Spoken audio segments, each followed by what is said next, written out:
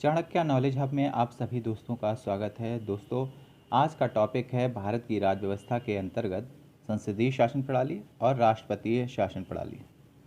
तो चलिए शुरू करते हैं। दोस्तों, किसी भी देश के लोकतंत्र में दो तरह की शासन प्रणालियाँ हो सकती हैं।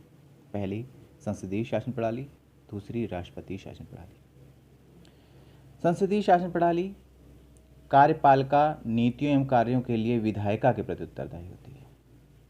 यानी जो सरकार होती है, जो भी नीतियां बनाती है और जो भी जिन कार्यों का क्रियान्वयन करना होता है, उसके लिए विधायिका यानी संसद के प्रति उत्तरदायी होती है, संसद प्रति जवाब देती है। संसद विभिन्न माध्यमों से, जैसे विभिन्न संसदीय समितियों के माध्यम से, प्रश्नकाल आदि के माध्यम से कार्यपालिका पर नियंत्रण करती है। वहीं राष्ट्रपतीय शासन प्रणाली में कार्यपालिका विधायिका से स्वतंत्र होती है। यानी कि सरकार और विधायिका दोनों अलग अलग चीज़ें होती हैं। अमेरिका में सेपरेशन ऑफ पावर है और राष्ट्रपति प्रणाली वहाँ पर अपनाई गई है। तो वहाँ पर विधायिका, कार्यपालिका और न्यायपालिका तीनों बिल्कुल अलग अलग हैं। तो अमेरिका में कार्यपालिका विधायिका से स्वतंत्र होती है और विधायिका या संसद के प्रति उत्तरदायी नहीं होती है। वहाँ पर एक निश्चित कार्यपालिका व्यवस्था है। संसदीय शासन प्रणाली की उत्पत्ति इंग्लैंड से हुई। उसको वेस्टमिंस्टर प्रणाली भी कहा जाता है। अब आप सोचेंगे कि वेस्टमिंस्टर प्रणाली क्यों कहा जाता है? चूंकि इंग्लैंड के संसद भवन को वेस्टमिंस्टर कहा जाता है, इसलिए इस प्रणाली को वेस्टमिंस्टर प्रणाली भी कहा जाता है। राष्ट्रपतीय शासन प्रणाली की उत्पत्ति अमेरिका से हुई। संसदीय शासन प्रणाली ब्रिटेन, जापान और भारत जैसे देशों में है। वहीं राष्ट्रपतीय शासन प्रणाली अमेरिका, ब्राज़ील और रूस जैसे देशों में है। अब हम जानेंगे कि संसदीय शासन प्रणाली की विशेषताएं क्या हैं। तो चलिए शुरू करते हैं। संसदीय शासन प्रणाली की पहली विशेषता है नामित व वास्तविक कार्यपालिका का विभाजन। यानी संसदीय शासन प्रणाली में दो तरह की कार्यपालिकाएं होती हैं। पहली नाम मात्र की कार्यपालिका, दूसरी वास्तविक कार्यपालिका। भारत में नाम मात्र की कार्यपालिका राष्ट्रपति है और वास्तविक कार्यकारी शक्तियां प्रधानमंत्री के पास हैं। ब्रिटेन में जो नाम मात्र की कार्यपालिका है वो वहाँ का राजा या रानी है और भारत में जो वहाँ का जो प्रधानमंत्री है वो वास्तविक कार्यपालिका है। भारत के संविधान के अनुच्छेद 53 में कहा गया है कि संघ की कार्यपालिका शक्ति राष्ट्रपति में निहित होगी और इन शक्तियों का उपयोग वह या तो स्वयं या अपने अधीनस्थों की सहायता से करेगा। वहीं संविधान के अनुच्छेद 74 में कहा गया है कि राष्ट्रपति को सहायता और सलाह देने के लिए एक मंत्रिपरिषद होगी और मंत्रिपरिषद का प्रधान प्रधानमंत्री होगा। इसलिए इसकी अगली विशेषता जो है वो है प्रधानमंत्री का नेतृत्व। चूंकि प्रधानमंत्री के पास वास्तविक शक्तियां होती हैं, इसलिए सरकार का नेतृत्व प्रधानमंत्री के हाथ में होता है। दोस्तों, संसदीय शासन प्रणाली की अगली विशेषता है कि संसदीय शासन प्रणाली में निचले सदन का विघटन हो जाता है। हम भारत का उदाहरण देखेंगे। भारत में दो सदन हैं, एक उच्च सदन, एक निम्न सदन। उच्च सदन कौन है? उच्च सदन है राज्यसभा। निम्न सदन कौन है? निम्न सदन है लोकसभा। तो भारत में निचले सदन यानी लोकसभा का विघटन हो जाता है। अगर प्रधानमंत्री राष्ट्रपति से सिफारिश कर देता है विघटन के लिए, तब विघटन हो जाता है, या फिर लोकसभा का कार्यकाल पूरा हो जाता है तब विघटन हो जाता है। इसलिए संसदीय शासन प्रणाली की एक विशेषता है कि निचले सदन का विघटन हो जाता है। संसदीय शासन प्रणाली की अगली विशेषता है गोपनीयता। दोस्तों, जैसा आप लोगों को पता है कि हमारे मंत्री गोपनीयता की शपथ लेते हैं, तो उनके कार्य और जो योजनाएं होती हैं जिनको प्रकट करने के लिए वो बाध्य नहीं होते हैं, उनको प्रकट करने के लिए कोई भी नहीं कह सकता। यानी जो भी तथ्य गोपनीय होते हैं उनको प्रकट करने के लिए मंत्रियों को बाध्य नहीं किया जा सकता। संसदीय शासन प्रणाली की अगली विशेषता है दोहरी सदस्यता। अब आप सोच रहे होंगे कि दोहरी सदस्यता क्यों?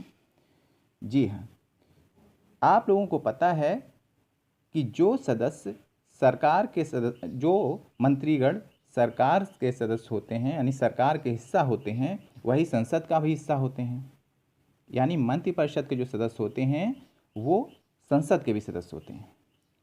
और यदि किसी व्यक्ति को मंत्री बना दिया जाता है तो उसके सामने ये शर्त रखी जाती है कि आपको 6 महीने के अंदर संसद का सदस्य बनना होगा। अगर 6 महीने के अंदर वह सदस्य नहीं बन पाता है तो उसे मंत्री पद से हाथ धोना पड़ता है। इसलिए संसदीय शासन प्रणाली में दोहरी सदस्यता पाई जाती है। अगली विशेषता है संसदीय शासन प्रणाली की राजनैतिक एकरूपता। संसदीय शासन प्रणाली में राजनैतिक रूपता इसलिए कही जाती है क्योंकि यहाँ पर किसी पार्टी विशेष की सरकार होती है और एक ही दल का बहुमत होता है और उसी दल की सरकार बनती है, इसलिए यहाँ पर राजनैतिक एकरूपता देखी जाती है।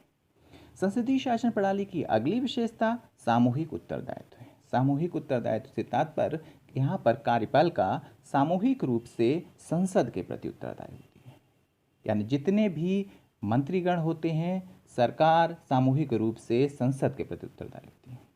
संसदीय शासन प्रणाली की अगली विशेषता और अंतिम विशेषता यदि कहें तो है बहुमत प्राप्त दल का शासन। हालांकि विशेषताएं अभी और इसमें जोड़ी जा सकती हैं, लेकिन मैंने इतनी ही विशेषताओं को लिया है।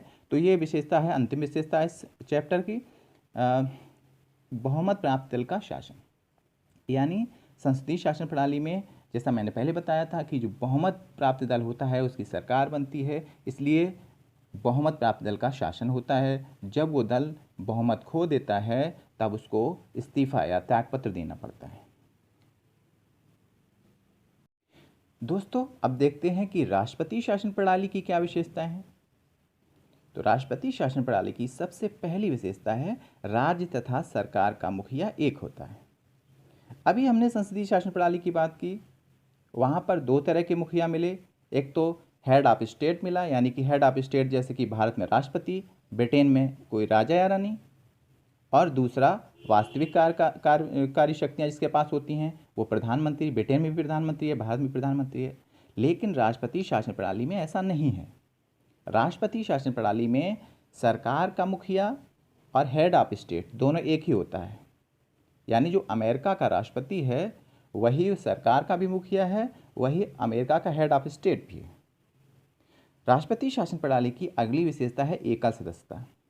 दोस्तों यहाँ पर संसदीय प्रणाली से फिर से तुलना करनी पड़ेगी। संसदीय शासन प्रणाली में जो मंत्रिपरिषद का सदस्य होता है वो संसद का भी सदस्य होता है, लेकिन यहाँ ऐसा नहीं है।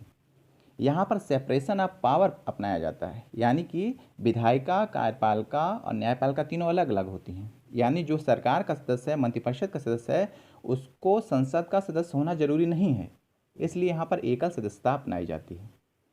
राष्ट्रपति शासन प्रणाली की अगली विशेषता है राष्ट्रपति का नियंत्रण।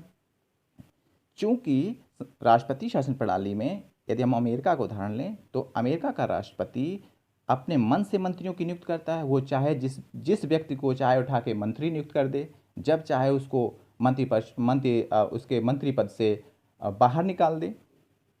चूंकि राष्ट्रपति ही मंत्रियों की अपने मन से नियुक्ति करता है, इसलिए राष्ट्रपति का उस पर पूर्ण नियंत्रण होता है।